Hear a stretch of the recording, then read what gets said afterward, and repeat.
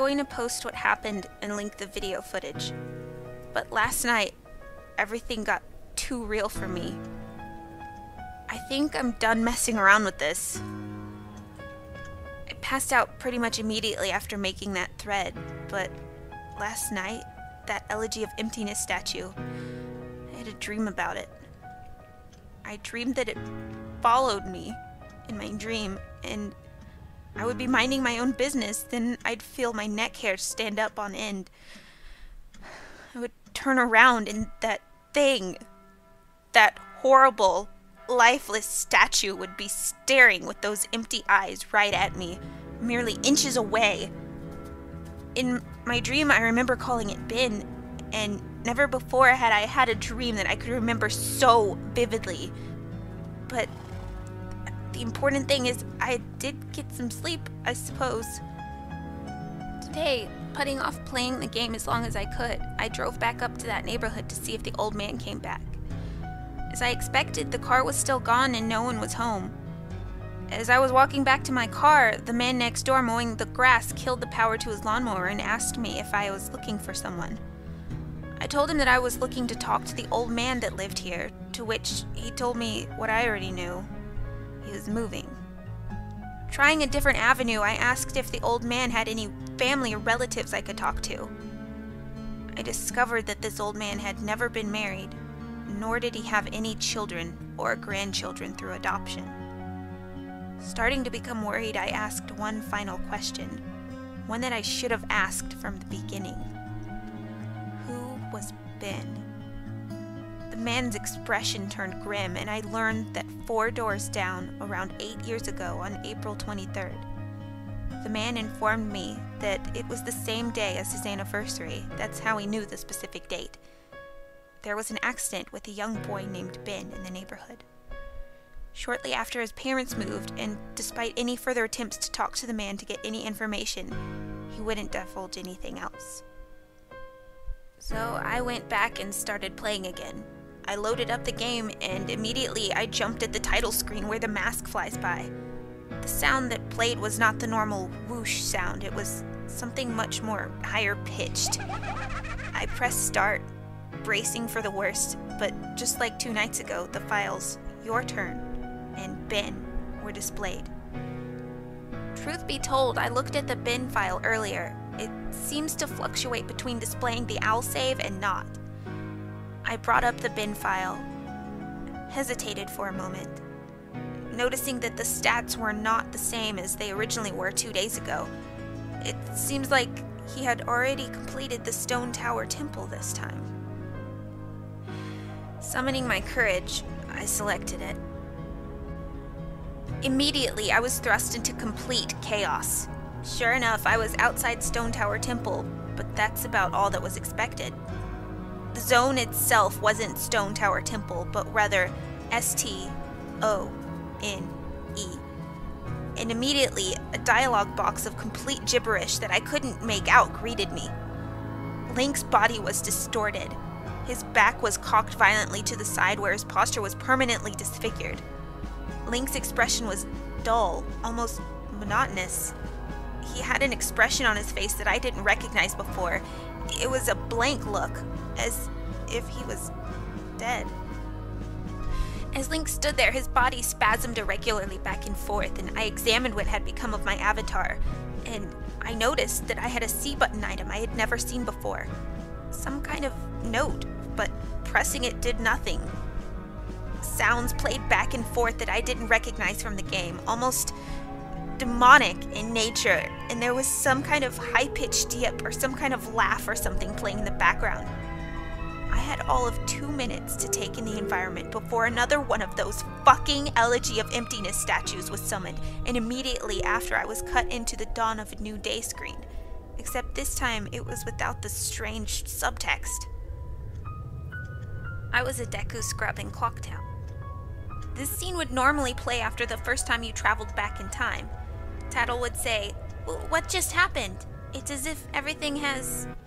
But instead of saying, "started over," she would finish her remark in broken text as the laugh of the happy mask salesman played in the background.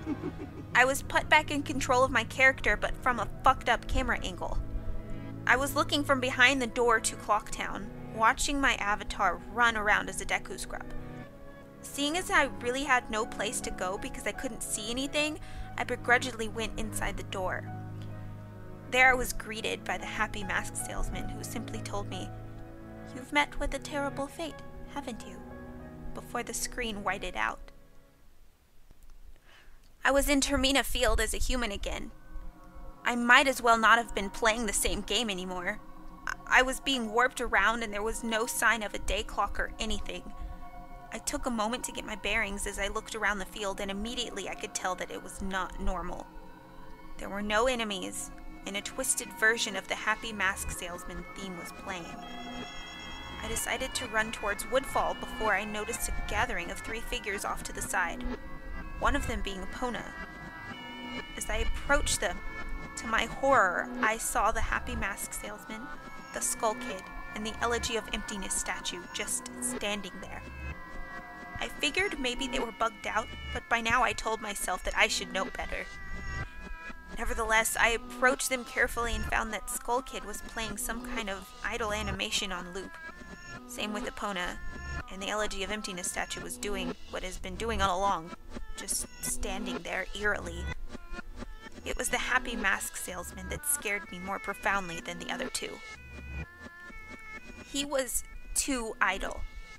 Wearing that shit-eating grin, but wherever I moved, his head slowly turned and followed me.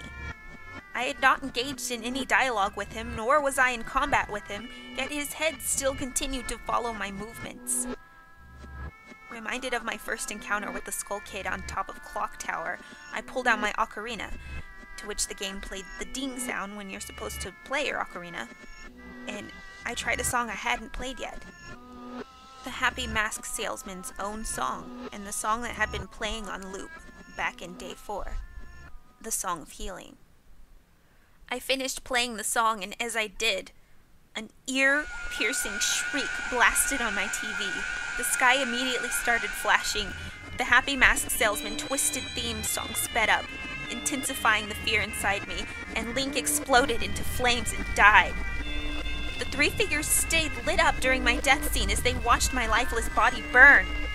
I can't describe to you how sudden and terrifying the transition from eerie to terror it is.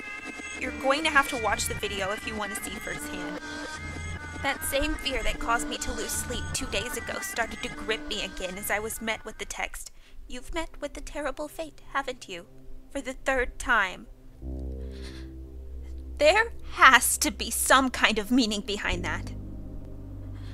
I had little time to ponder, though, as I was immediately given another small cutscene of transforming into a Zora, and now I found myself in Great Bay.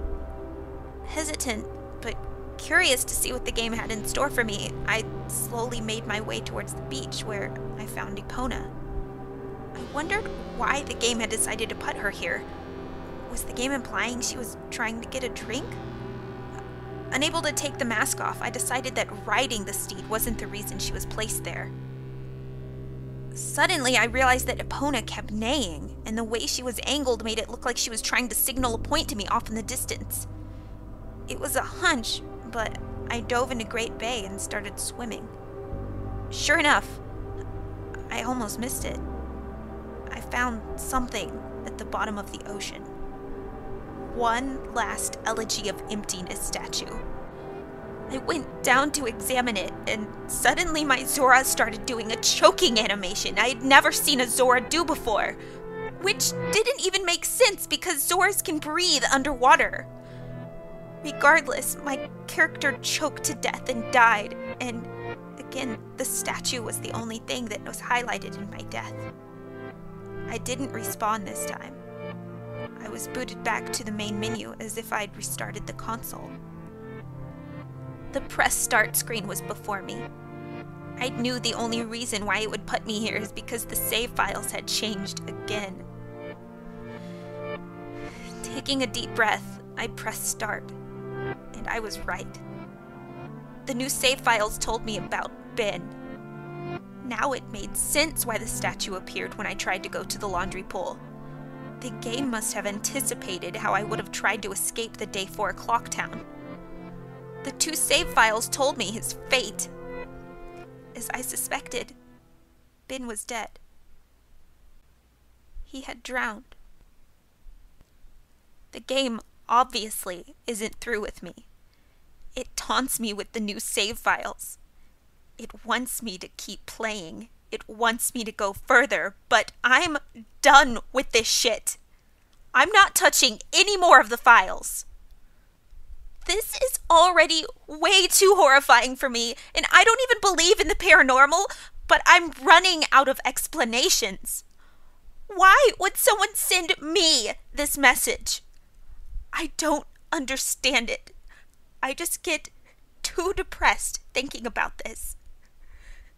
The footage is up here for those who want to see it and try to analyze it. Maybe there's some kind of coded message in the gibberish or something symbolic in what I went through. I'm too emotionally and mentally drained to fuck with it anymore.